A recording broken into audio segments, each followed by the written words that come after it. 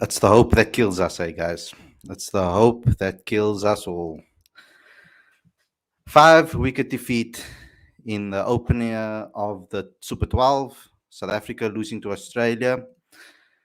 It started off with some hope from Temba Bavuma, two excellent cover drives that really made me get up and celebrate. I was celebrating like I'm watching a football game, to be honest. I was clapping there. I was so happy. I even took to Twitter to congratulate those two magnificent shots, especially against someone like Mitchell Stark. I thought it was the perfect start from South Africa from that point. And then, I don't know. And the thing that probably peeved me off the most about the batting performance is that we never even played an attacking brand of cricket and lost those wickets. We were in a mess. Some of those wickets maybe not on our side. Bavuma expecting it to turn. I mean, falling to Glenn Maxwell should have never happened. I know maybe I'm underestimating the ability of Glenn Maxwell a little bit, but um, he kind of bent over and knocked his wickets, went out to the ground, crashed into the wickets. Then we had Rassie van der Dussen playing at the wide shot. I thought it was the right move to bring out Rassie at that particular time so early on.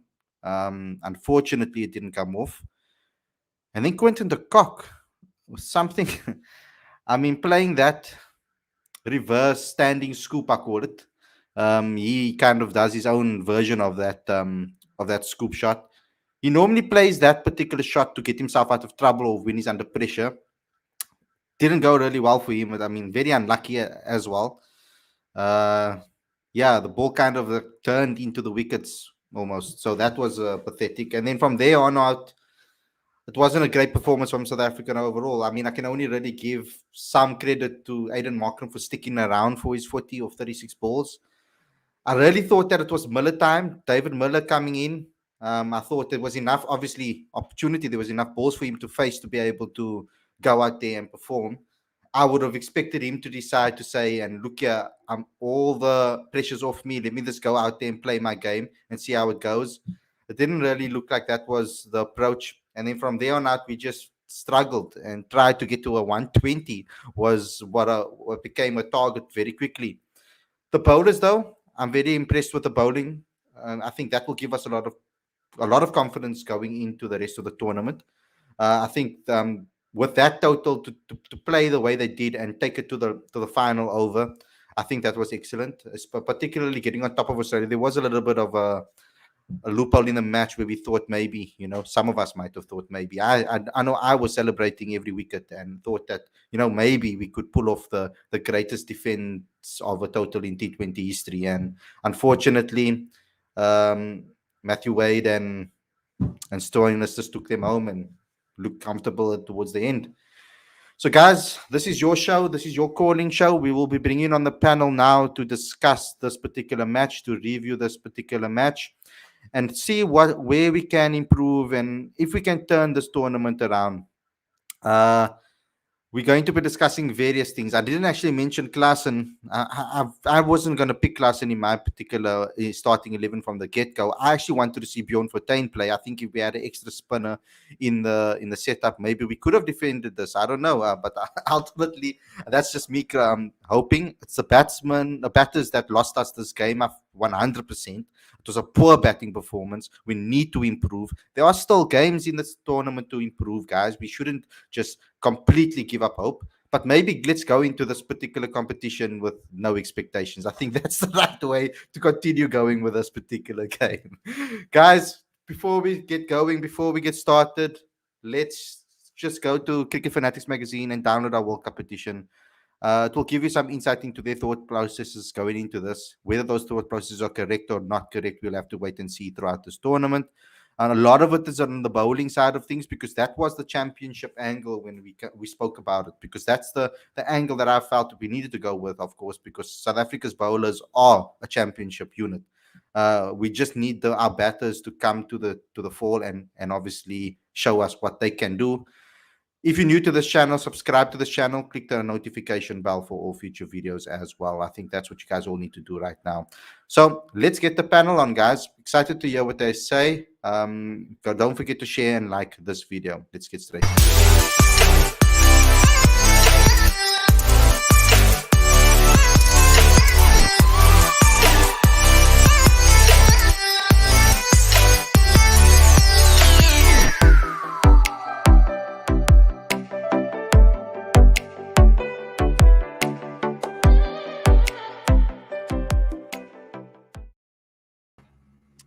Hey guys, welcome to Cricket Fanatics Magazine. This is your review show. I'm your host Khalid Moedin. My co-host is Ditya. We've got Umpo, we've got Keenan, we've got Werner on the show today to dissect what happened in this particular match. Let's just go around the room and get everybody's thoughts. Let's start with you, Aditya, then Umpo, then Keenan, and then we can end off with Werner if he can come back onto the screen. So let's get straight into it. Well, there's not much to say, apart from the fact that the batting was a disaster. Temba Bavuma said that himself in the press conference. But I'm actually going to quote David Miller from his previous address to the media, in which he said that if your top six don't score runs, then maybe the team doesn't deserve to win. And sure enough, I think the team has relied far too much on its bowlers, and the bowlers have bailed the team out on a number of occasions. But the result today is a reflection of the abject failure of the batting unit to deliver. And I mean, there are so many thoughts jumbled in my head right now, but short selection is one of them. If we really go in, if you really analyze in depth, I don't. I think Temba Bavuma didn't really anticipate that Glenn Maxwell would bowl the second over the game, and he didn't. He just didn't seem calm and composed enough to play the ball as it came to him. Temba Bavuma is much better player of spin than we saw in that over, but unfortunately, I have to reserve my harshest criticism for Quinton de Kock. And I feel we're coming to a point where perhaps South African fans, South African management are just too lenient with him. It's they have to demand more of Quinton de Kock Yeah. because sure we can say that that shot was bad luck and all of that. I think that shot was irresponsible. There was absolutely, first of all, Quinton de Kock does not play that shot well. Let's put that plainly and simply. He's tried that a number of times for the Mumbai Indians, and it simply hasn't worked. He needs to find alternatives to scooping the ball to fine leg because the opposition knows that, and there was a fielder placed at fine leg, so there was no need to play that shot in the first place. But Quinton de Kock's inconsistency is really hurting the team, and someone somewhere higher up in the management needs to put more pressure on him, saying that this is simply not good enough. The Mumbai Indians dropped him. So South Africa needs to do something about that. But then again, I think generally the brand of batting, no matter how much we talk about aggressive cricket, smart cricket, expressive cricket, um, it's still not up to scratch. And again, I'm sorry to be ranting about dot balls of 57 today in Yeah. in, Pathetic. in 20 overs. Yeah. So I'm sure we'll talk more about it as the show goes on. Yeah, and Paul, before I get to you, I just want to throw something at you a little bit. Is that Josh Hazelwood spoke after the game? Aaron Finch spoke after the game, speaking about it's a little bit difficult to score on this wicket. It was a bit slow.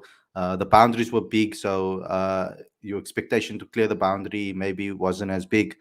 But I think that the reasons why there was such a low scoring rates in this particular match is because of a slow wicket. I think that's a low lot of bollocks, but let's get what do you think about it and what It's do a you cop think out. about it? It's a cop out. We met an Australia team that was off form, out of rhythm. You saw the way they were batting. Matthew Wade can't buy a boundary to save his life. Marcus Stoinis got into form in this game. Steve Smith got into form in this game. David Warner got into form somewhat in this game. That Australian team is if we gave them 140, they probably wouldn't have got into it. And that's the truth, because they would have had to take a risk somewhere earlier to try and get themselves over the line, and our bowlers would have probably taken them out. This pitch, and I think Prasanna on Twitter, the former Protea analyst, and he's the current Lions analyst, he said 169 is the pass score. Sri Lanka scored 171 in the previous game, and then I think Namibia and I don't know who else they played played out. I think it was 160 versus 160 on the same pitch. So I think for me it is a cop out. I do think Australia bowled incredibly well. 1 for 19 for Hazelwood, 1 for 17 from Cummins, and to a certain extent, today was a battle between the two best bowling attacks after India. And you saw that because they were very, very good. The issue you have with South Africa is that we gave it to them. You essentially, Timber's wicket was just like, I just sat there going, but dude, like you have two ways of playing this. It's either you play forward or you play back. And if you play back, you don't play across the line. And he plays across the line. Sorry, dog, you're out. It is nothing you can do there. Quinton, I agree with Aditya. Quinton's shot was not supposed to happen. That ball was like fifth stump line on off stump. He walked to it and then tries to lap it behind the inner ring, the fielder behind him. That doesn't make sense when you are 2 down in a game, knowing that in this format, if you lose 3 wickets in the power play, you might as well pack up and go home. And that's what happened. You lost the game. The team that lost 3 wickets in the power play is the one that lost, and most likely and that's what happened. And to a certain extent, for me, that's where I kind of sit there going, okay, guys, what was plan B? Do you guys ever discuss what happens if we lose 2 wickets? Because the only person who seemed to be working towards a plan was Aiden Markram. He was trying to move it through. And the other thing with this thing, we need to let this Heino Klaasen thing go. I'm sorry, guys, but the one thing that irritates me about this entire thing is our Heino Klaasen keeps on coming in above David Miller. Like as South African cricket fans, haven't watched David Miller bat for very long periods when the team's been in trouble to get us into to get us runs. That game, that innings was screaming David Miller come in at 5 with Aiden Markram. He can bat all the way up until over 15, and then he can explode. It was one of those situations where we always complain that the South African big hitters need time to come in. We gave the wrong guy time, and we just wasted a situation. And for me, that's something that Mark and Timber need to own in this thing. Because I was sitting there going, but like, Oaks, like, what is this? And the other thing is, what you've been preparing for this for Australia for 2 months. Australia have lost 5 series in a row. And the day you guys decide to give us a stinker is the first day of the World Cup.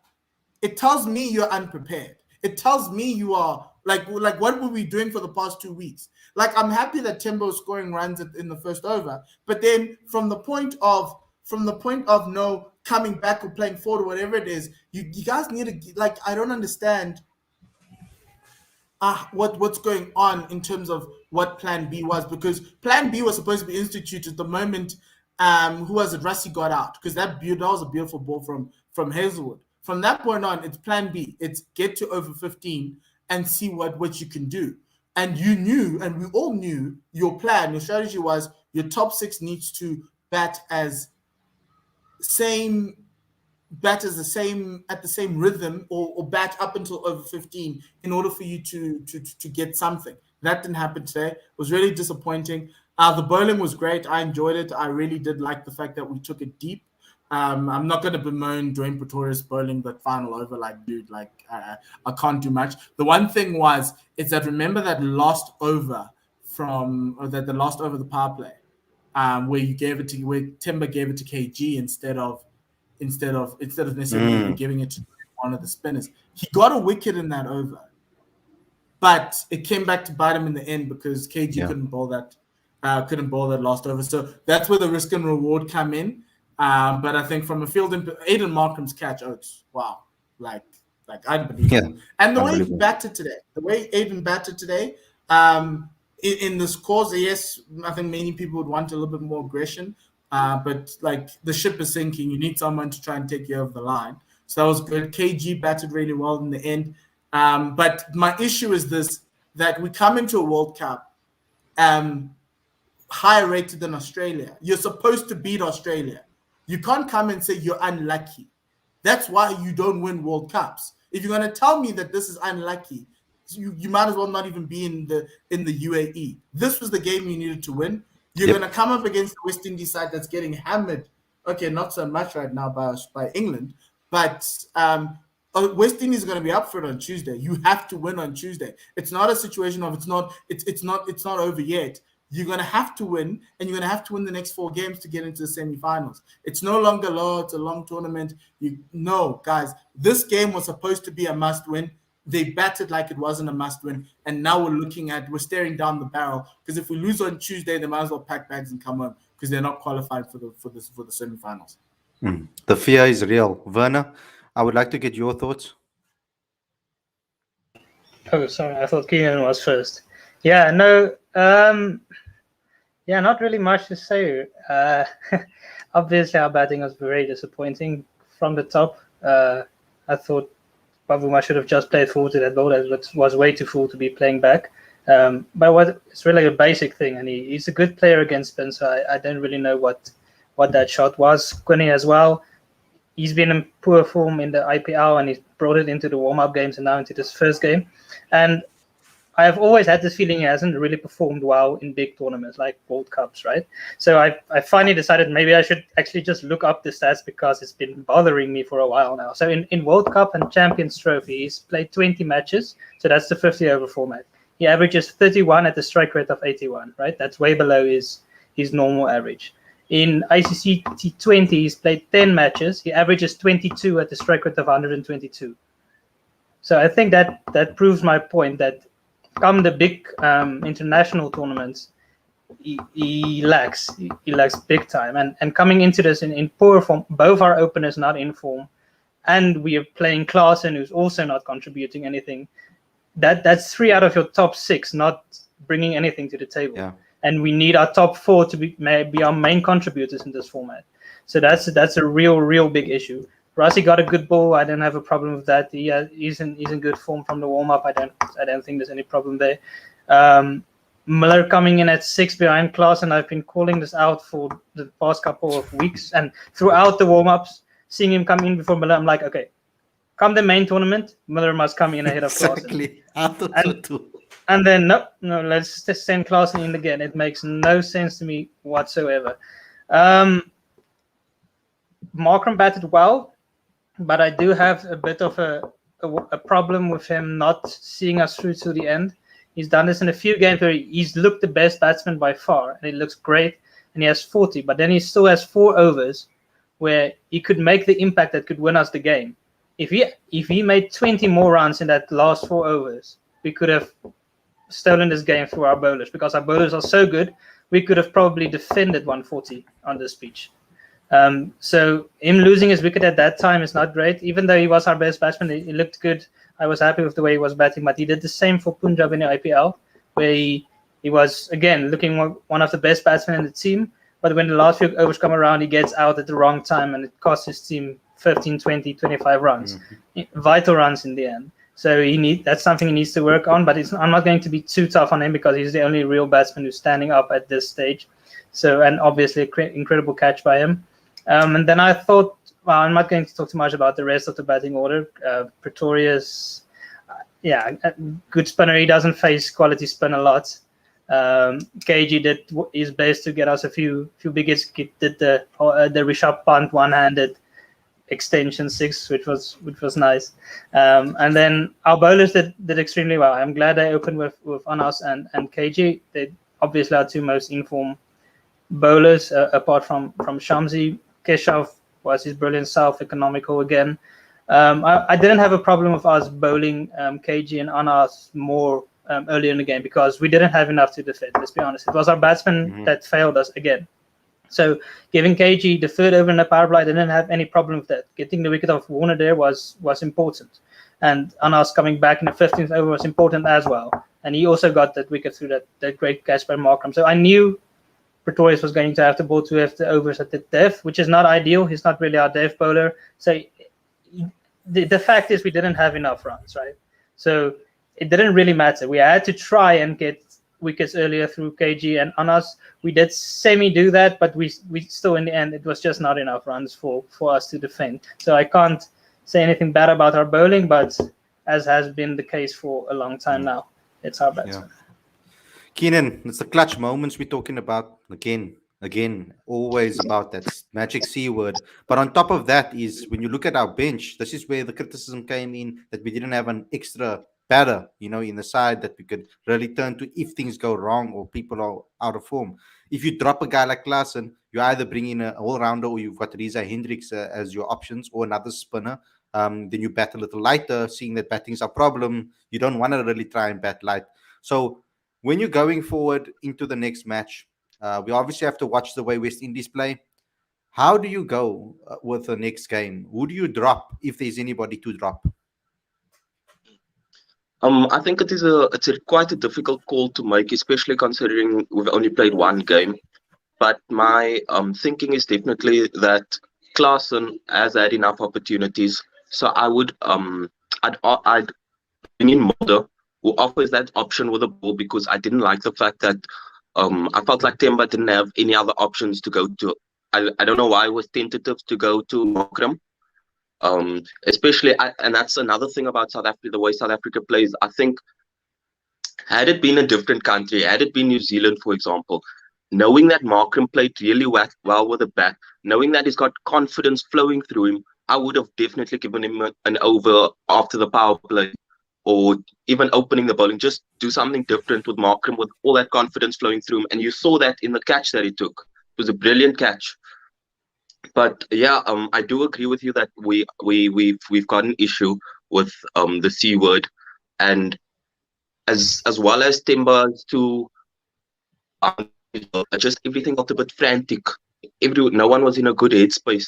I just felt everyone was nervous, and those two shots were glorious to look at, but it just felt like a bit pushing at it a bit, like just I was anxious watching it.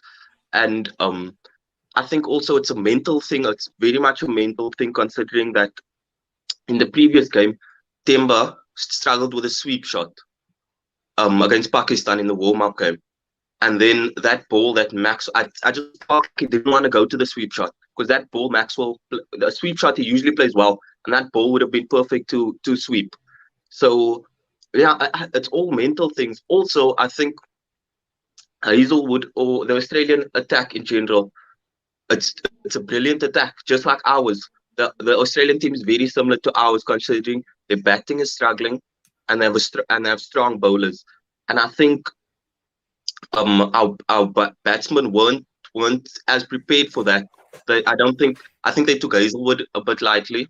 They didn't expect him to be as good as he was. His line and length as he usually does. I think if we were better prepared, we would have had a plan. I just felt like we didn't have plans for someone like Hazelwood, who if you come into the game with plans against, you can make the most of it, because he doesn't have as many options. You know what he's gonna bring to the table before he does anything. So I definitely think we could have looked at that better. And then with our openers, I disagree with Adichie with the Kwani not being able to play that shot. I think that's one of his better shots, and it is his get out of jail shot.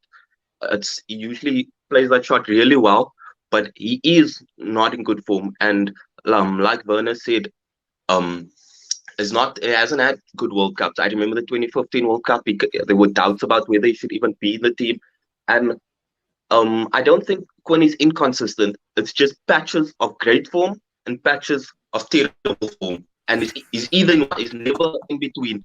So it's not like you can't expect the same thing every game. Like, if he's scoring well, you know he's scoring well for a while. If he's not scoring well, he's not scoring well for a while.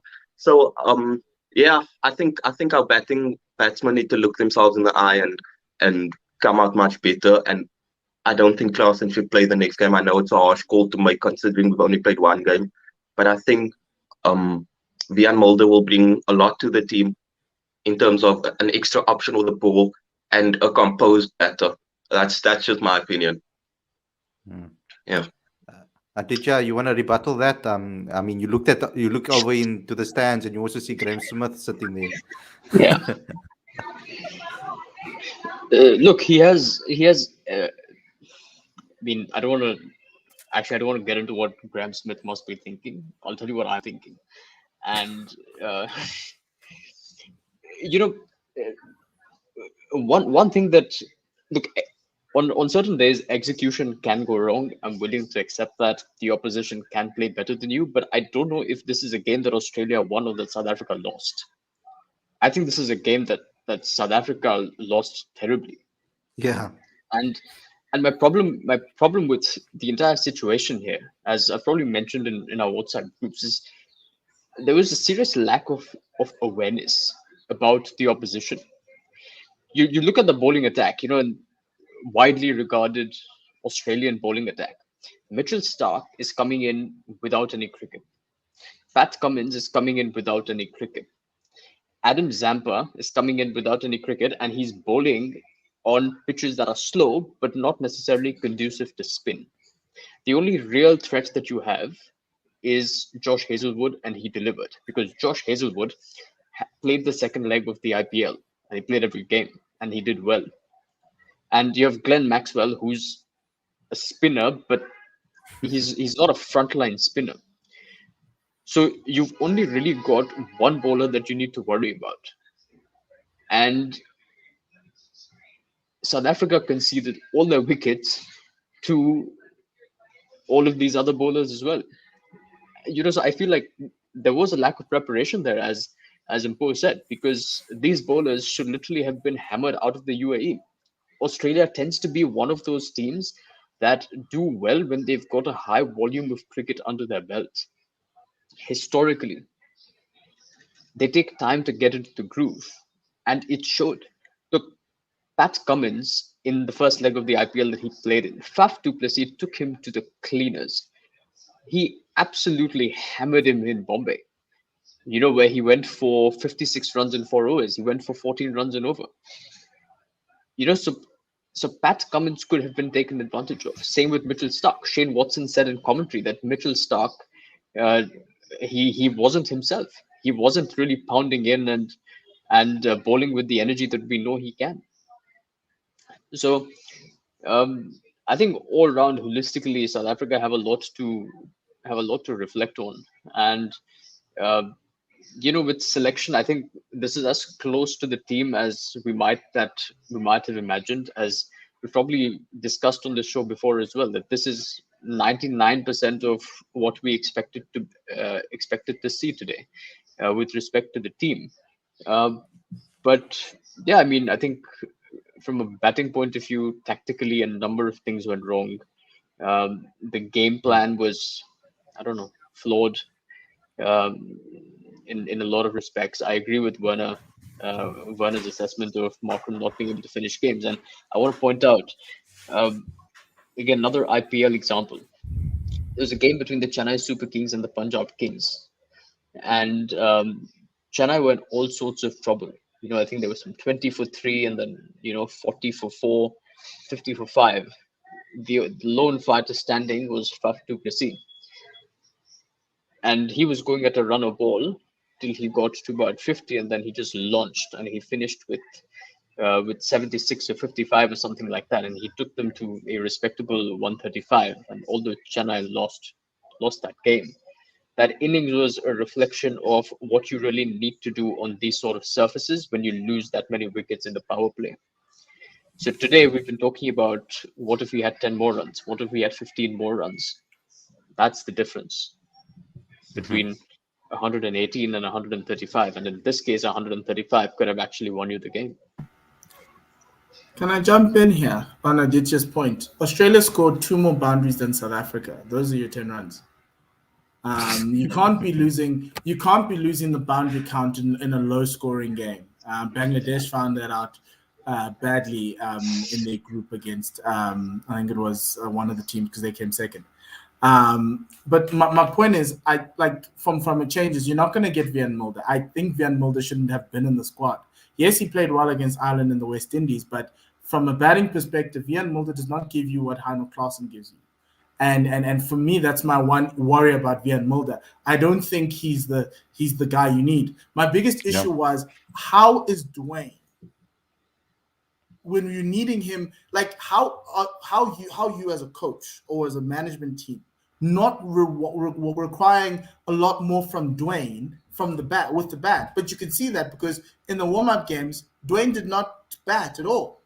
Dwayne, we knew, had injuries, he had COVID, he couldn't play all the other series, but he was so important to the side. We spoke about Dwayne on this platform many times. He should have played in one of the games, he should have batted at 4, he should have batted higher, just so he could get some reps, some balls under the belt. David Miller as well. David Miller was undercooked. That's my issue. Like, I'm sitting here going, how are we thinking about this preparation from a batting perspective? Because there were many people, like Aiden Markram, he's red hot, he's in. But there are other guys who haven't had an opportunity to bat. Give them an opportunity in the warm-ups. Dwayne Pretorius is so key to this team at 7. He could have changed the game. And if he's batting well, you could have actually even brought him at number 4 when the wicket fell and played that. But my issue here is about how do we go about the next game?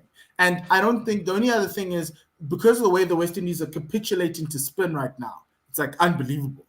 You're gonna try and throw in a third spinner into the mix, and then let take Dwayne off and play with 6 batsmen. I think you might find yourself in trouble again.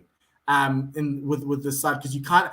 You need Dwayne to win this tournament. Dwayne needs to come in, and he's got the highest strike rate in this team since Bacha took over. It's about 100 and I think 60, 70 around there, or 150 actually, because Vian Liba has the highest strike rate. And you need him in the back end.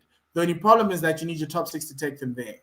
And I do think that somehow Boucher believes in Klaasen. Boucher's belief in Klaasen may have overshadowed the balance of the side, because David Miller should be batting at 5 without a doubt. I don't care about finish. I don't care about anything. So the team needs David Miller to come in with as many balls as possible. And I think that's the issue. Klaasen's a great number 6. He can come in and hit a long ball. We've seen it many times before. That's where it should be. And this thing of trusting Klaasen with a lot more, because guys, David Miller averages 32 in T20s. That's like 50 in Test cricket. That's how good he is. And he strikes at 140, but we don't want to give him as many balls as possible. Like, I just don't, I can't fathom that. Oh, then guys are like, no, but it's a power play. Let him play. Let him bat. Give him 14 overs. So for me, that's where my issue comes in, is that's the only tweak I do. I put Miller in higher than Klaasen and see how it goes. Against the West Indies, Aiden Markram's going to bowl a lot of overs the way things are going, and I'm okay with that, because right now, like, these Oaks can't play spin to save them much. But the great thing about this is, if the West Indies get smacked by England, it opens up the net run rate conversation for us to get in, because all you need to hope for is possibly the West Indies to try and beat Australia, and we beat the West Indies, and then we'll go in with a hope and a prayer, because this is South Africa in a tournament. And because Australia struggled to score 100 over 140, we're just going to have to try always hit our average at 170, 160, and our net run rate will get us over. Great thing about today, we put down 119. We got so close, we took it so deep that net run rate will not adversely affect you. So that's a good thing. So that's a tick in the book, thanks to the bowlers. Now we just need to go into the West Indies. Now you need to win that. And then you need to find a way to beat England and Sharjah. If you do that, you'll be in the semi-finals, unless if Australia want to beat England themselves too. Okay, Werner, I'm going to ask you to take us home, but I want to ask you one question with that is, what do you do in the next match? Who do you select? It's a tough one, because we need the extra batsman, because our lineup is struggling, right? But Klaasen is not really the batsman we need. We're not in form. But we don't have the guy to replace him. We have Reza Hendricks, but that's just going to make everyone shift one spot down again. Yeah. And then Miller is coming even later. At this stage, we're doing with Miller what we did with AB in the past. Instead of batting him higher up and giving him the amount of overs, we're pushing him down. It just doesn't make sense. So I don't know what I would do with the team differently at this stage. I don't think it's going to solve problems bringing Mulder in for Klaassen. Mulder is not going to start striking the ball big from ball one like we need from someone coming in at 6 if our batsmen at the top fire. Because the ideal is your openers set the platform, number 3 and 4 continue that, and number 5 and 6 are the players that come in the last 5 overs and they look to go big, right? So Mulder is not the guy who's going to come in with 2 overs and he's going to smash us at 20 of 8 balls. That's not really the type of batsman he is. He's not really a T20 power hitter. So I don't think bringing him in for Klaassen is going to solve the problem. I wish we had someone else to replace Klaassen with. If we had someone like Libbe or someone like Marco Mare or whoever it might be, someone like any of the new guys coming through like to strike from the beginning. We saw someone like Heath Richards come in for now I can't even remember who it was, but he came in and he struck the ball from districts. for SWD. And So he won't be playing in the MSL, which sucks. he won't be playing. We won't be seeing John du Plessis, but that's another conversation. That's another entirely. story. That's Maybe in the another main draft. conversation entirely. I don't know. But as far as our team, I don't think they're going to make any changes except if they want to bring in the extra spinner. But I see us going in with the same team next game and hoping we fire at the top. We need Quinton and Temba to lay us a platform and Rassie to bat the way he did against Pakistan. I agree with Mpo about our preparations. So it was all well and great to have Rassie score us that 100. But you saw the way Pakistan approached it. It's a warm-up game, right? So Fakhar Zaman got a great 50, but he retired to give the other players opportunity to bat. What we did was the opposite. We let Rassie bat the whole way through. Great, we won a one-hour game, but it doesn't have any meaning really. If we could have made Rassie retire at 50 or 60, and then, okay, great. Now we have Miller and Pretorius in. Those are the guys who haven't had enough balls to face. They are the guys. Let's see if they can get us over the line. And even if they open don't, with Dwayne and David, man.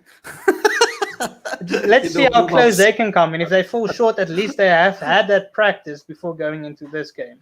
Even if that was not the role they were going to have today, somewhere along the line in the tournament, they're going to have to do that.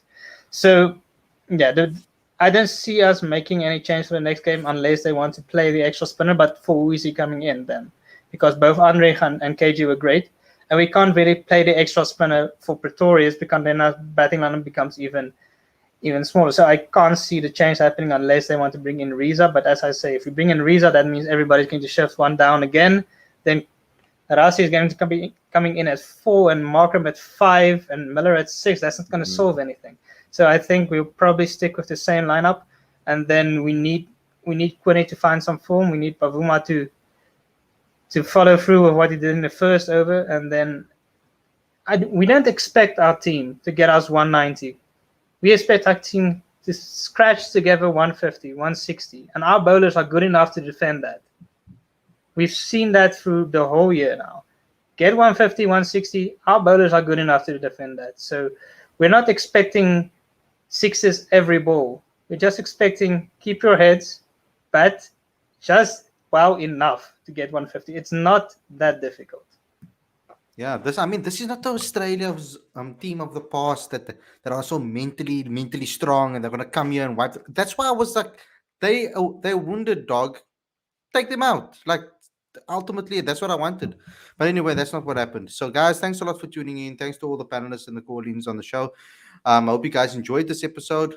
We will obviously be coming to you back with another Sunday podcast tomorrow evening. So stay tuned for that. Don't forget to subscribe to Cricket Fanatics Magazine. It's free, 100% free. So go ahead and download that. All back issues are free too. Thanks a lot for tuning in. And we'll see you guys again tomorrow with the Sunday podcast. Take care, everybody.